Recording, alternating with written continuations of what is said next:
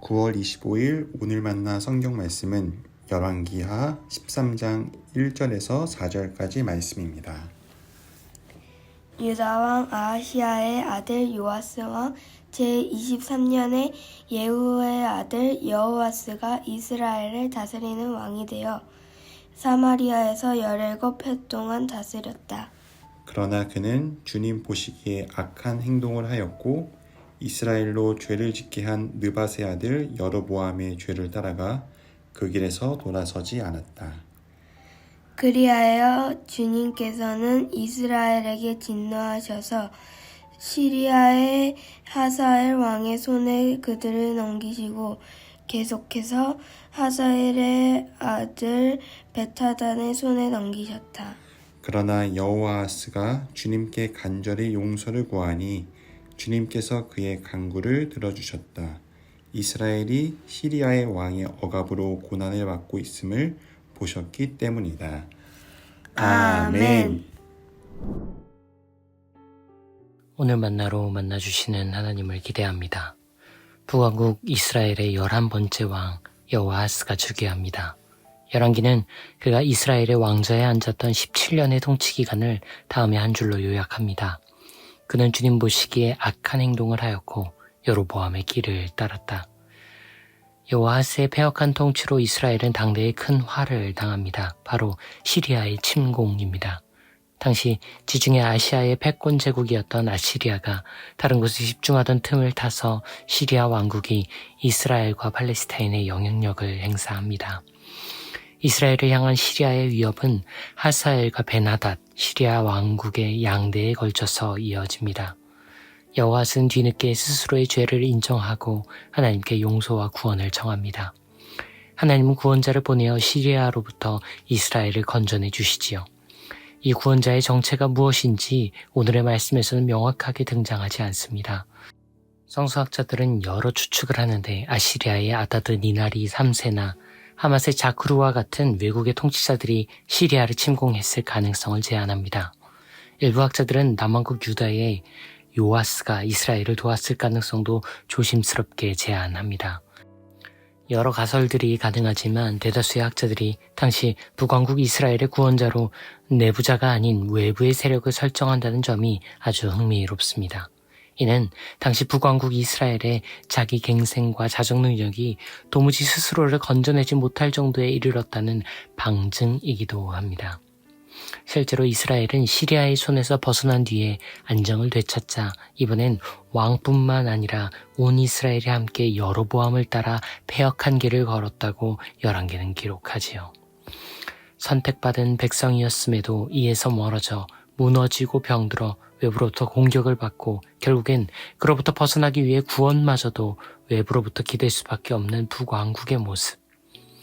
하나님의 통치를 구현해야 할 인격적 표상인 한 지도자의 실패가 결국 그 모든 구성원의 만성적 실패로까지 이어지는 이스라엘의 모습은 오늘날 우리 한국교회, 그 중에서도 특히 우리가 몸담은 교단의 현실을 뼈아프게 보여주는 것만 같습니다. 모두 잘 아시는 것처럼 지금 우리 교단은 커다란 위기와 엄청난 혼란에 빠져 있습니다. 말하기도 부끄러운 추문과 도무지 납득이 되지 않는 변명, 황당하기 이를 데 없는 요구와 이를 무마하고 덮어가려는 비상식, 그 이면에 작동하고 있는 저열한 정치와 추악한 셈법들. 연일 믿어지지 않는 이 소식들을 마주하는 여러분은 얼마나 고통스럽고 또 가슴이 아프십니까? 이 통탄할 현실의 중액들에 언제나 목회자들이 자리하고 있음에 교단에 몸담고 있는 한 사람의 목회자로서 비참함과 서글픔 그리고 송구함을 느낍니다. 저는 오늘의 말씀과 함께 이런 상상을 해봅니다. 우리 교단에 몰아치는 이 비극이 차라리 외부에서 온 것이었더라면 조금은 견뎌볼 만하지 않았을까. 차라리 이집트 제국이나 아시리아 제국, 시리아 왕국이나 하사엘의 창칼이 우리를 베고 찌른 것이었다면 슬프고 아플지언정 오히려 이토록 괴롭고 뼈아프지는 않았을 것이란 헛된 망상을 해봅니다. 참혹하게도 지금 우리는 우리의 여호아하스들이 일으킨 참남한 패역을 현재 진행형으로 목도하고 있습니다. 아니, 그들을 여호아하스들이라고 부르는 것조차 어쩌면 정당하지 않은데 오늘 말씀을 보면 적어도 여호아스는 자신의 죄를 자복하고 이를 회개하여 구원의 작은 마중물이라도 되었기 때문입니다. 하지만 오늘 여기의 여호아스들은 회개를 곧 시인으로 받아들이고 책임을 곧 패배로 여기는 듯합니다. 그래서 그들은 이를 이 지경으로 만든 여호아스이면서 동시에 하나님의 통치와 그분의 사랑하는 사람들을 욕보이는 하사엘의 위치를 동시에 차지한 끔찍한 혼정이 되어버립니다. 우리가 참담한 이유는 그들이 이 양면의 얼굴을 동시에 갖고 있기 때문입니다. 그들은 우리 내부의 가장 참남한 외부입니다. 그들은 하나님이 세운 사람인 것처럼 보이지만 동시에 하나님의 이름과는 전혀 무관한 얼굴로 이스라엘을 찌르고 빼앗고 죽이고 있습니다. 적지 않은 그리스도인들이 이 납득하기 어려운 현실에 분개하면서도 동시에 무력함을 느끼고 있지요. 지난 수년 짧지 않은 시간 동안 적지 않은 사람들이 교회 세습을 막기 위해 드러난 부정과 불의를 바로잡기 위해 교단과 교회의 정상화를 위해 소리 높여 투쟁하고 숨을 죽여 기도해 왔습니다. 그 시간을 보내고 맞은 오늘이라는 성적표가 우리에게 허탈함과 실망을 안겨주는 것을 부인할 순 없겠지요. 찰나의 섬광 같은 구원 외에는 오히려 줄곧 컴컴한 어둠뿐인 오늘의 말씀이 그래서 우리에게 더 절절하게 다가오는 듯합니다. 결국 여호아스의 실패는 북왕국 전체의 실패로 귀결됩니다. 여호아스의 이중성, 하나님을 섬기면서도 하나님과 무관했던 한 인격은 그 시대와 도래할 세대 전체의 모순으로 확장됩니다.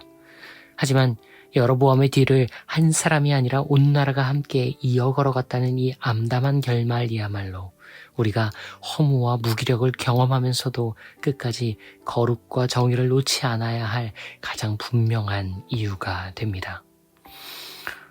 홍범도 장군과 그 곁에서 싸운 수많은 이들의 삶을 담담하고 장엄한 어조로 담아낸 방현석 작가의 소설 범도의 한 대목에서 안중근 장군은 이렇게 말합니다. 우리가 이렇게까지 한다고 해서 물러날 일본이 아니겠지요. 그걸 몰라서 우리가 지금까지 싸운 건 아니지 않습니까? 싸우면 어떻게 되는지를 몰라서가 아니라 아무도 싸우지 않으면 어떻게 되는지를 아니까 싸우는 것이지요. 싸워봤자 어떻게 될지 몰라서가 아니라 지금 싸우지 않으면 어떻게 될지를 알기에 싸울 수밖에 없는 때가 있습니다. 오늘 침묵하면 여호아스는 한국교회 전체의 인격으로 서서히 확장될지도 모릅니다. 오늘 방관하면 여로보암의 길이 내일의 그리스도인들이 함께 걷게 될 대로가 될지도 모릅니다.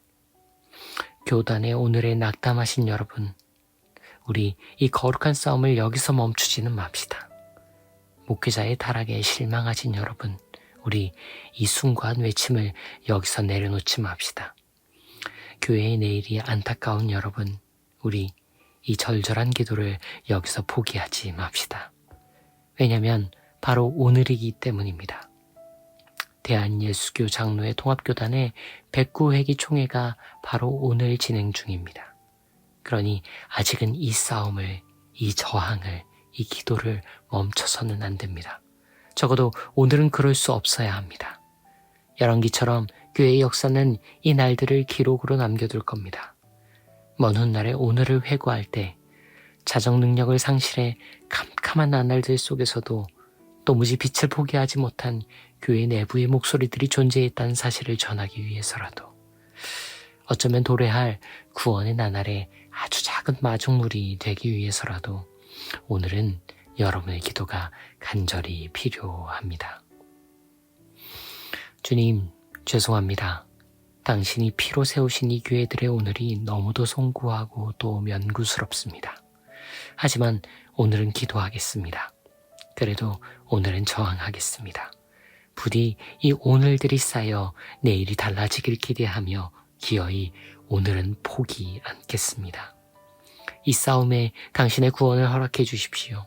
이 너머에 당신의 광명을 이루어 주십시오. 이 역사에 당신의 정의를 기록해 주십시오. 교회의 머리이자 주인, 오늘이자 내일이신 분, 그리스도 예수님 그 이름으로 기도합니다. 아멘. 이제 두 가지 제목으로 기도합니다. 대한예수교 장로회 통합교단의 109회기 총회가 하나님의 거룩과 공의를 두 두려워할 수 있도록, 이어서 오늘의 회개와 변혁으로 한국교회의 다음 세대와 내일이 여로보암의 길을 떠날 수 있도록 기도하신 이후에 개인의 기도로 경건을 이어갑니다.